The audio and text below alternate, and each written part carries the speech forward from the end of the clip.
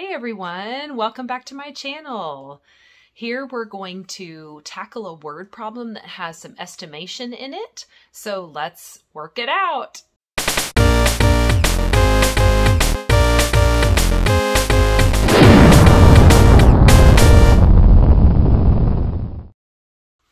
All right, so if you've seen some of my other Workin It Out videos, then you know that I like to just tackle a word problem for different objectives, and I like to help us feel more confident about using our computer and some scratch paper alongside to help us with different strategies and solving the problem. So the first thing I like to do is just read through the problem once before I start highlighting things and working it out. So let's read it through once. It says, Greg bought a hoodie for $39.87 and a pair of jeans for $57.23. Which is the best estimate for the total amount of money he spent on clothes? Okay, so before I start highlighting, sometimes I just like to try to understand what the problem is meaning a little bit more. So, you know, I always give this advice. Let's say you're reading through this problem and you've never seen the name in the problem before. Like this person's name is Greg. So if you've never seen that name before, you can always just make up a different name for that person. So don't let that frustrate you if you're reading a problem and you're struggling with something that's reading related. Just keep going and just realize that it's okay if you're not sure how to pronounce it or not sure exactly what it means. Same thing for when I see the word hoodie there. You know, that might trip some people up, but just think, okay, no matter what it is, it's $39.87. So we know that. We know some item costs that much, and we know it's clothes. And then the other item of clothes is $57.23. So don't get tripped up by some of those words that you might be unfamiliar with when you're reading. At least we know there's two things and what they cost, so that's perfect. Okay, so in that first sentence, I'm going to start highlighting a little bit of important information.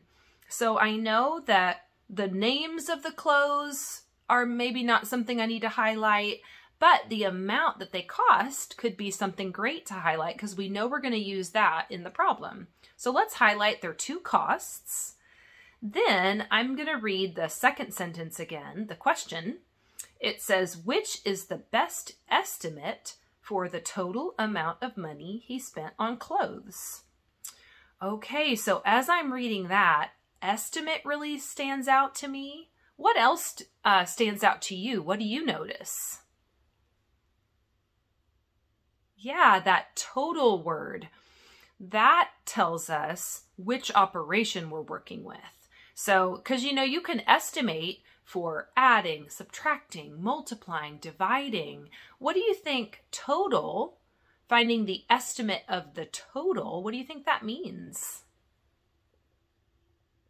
You got it. We're going to be adding and we're going to be finding about how much the total is. So an estimate means to do some rounding or working with friendly numbers, and we'll get our scratch paper out and figure that out in just a minute. But yeah, it just means that we're going to find about how much the total is when we add. Okay, so let's highlight those two words, estimate and total. And now I'm going to get my scratch paper out and we're going to work it out.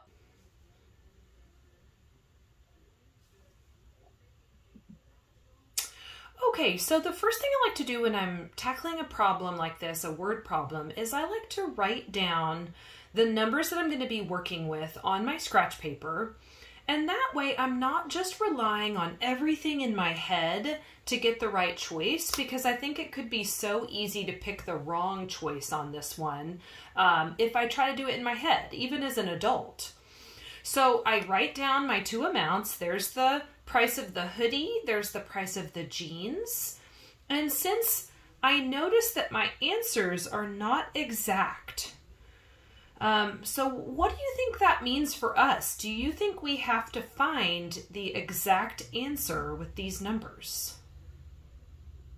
Okay, great. You noticed that it says best estimate. So that means we can, when we see the word estimate, we can round or find the closest friendly number and then work to find the total. Okay, so what do we think for this $39.87? What do we think we could round that to? What would be the closest friendly number for that amount? All right, and your first question might be, well, what am I rounding to? Should I round to the nearest whole dollar? Should I round to the nearest 10? Should I round to the decimal places, like the nearest tenths place? You know, you could do tenths, ones, tens. So how do you decide? Okay, so some of you might have noticed that the answer choices look like, I'm going to write them down below. We've got 100, we've got 80, we've got 75, we've got 20. Most of those answer choices end in a 0. So it seems like those are rounded to the nearest tens. So I think that's our best bet. If we round these to the nearest tens place, then I think we're going to get one of these choices. Okay, so let's start with the $39.87. We could either use our rounding rules, and if you need a little refresher on this, I have a full lesson video on this type of math, so I'll link it below in the description. And so let's get started though. If we're wanting to round to the nearest tens, we can circle the next place over, the next smallest place, which is the 9 in the ones place, and we can ask ourselves, does that make it round up to 40 or stay at 30? What do you think? All right, you know that that is closest to 40, so we're going to round that to 40. $39 is so close to 40 and not very close to 30.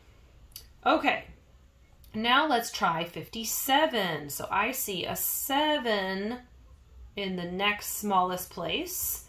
And so what do you think? Is that closer to 50 or 60? Okay, you got it. It is closest to 60. And in my full video, I really talk a lot about that halfway point between, halfway between 50 and 60 is 55. So 57 is definitely over that halfway mark, so it is closer to 60. Okay, so now what did we say that the word total tells us to do with those estimated numbers? Okay, you got it. We're going to add those two numbers. So what is 40 plus 60? All right, awesome. You got it. 100. So which answer choice do you think matches our estimate? All right, you got it. A works the best. 100. Okay, and one thing I wanted to show you real quickly that would be a really easy mistake to make, if you tried to do this all in your head and you saw 30 and 50 and you didn't do the correct rounding, what is 30 plus 50? Yep, 80. So I think that's kind of the trick right there, is that choice B. You could do that if you weren't really taking your time to work it out on your scratch paper. All right, well, great job working it out today, and I hope to see you on the next one. Bye.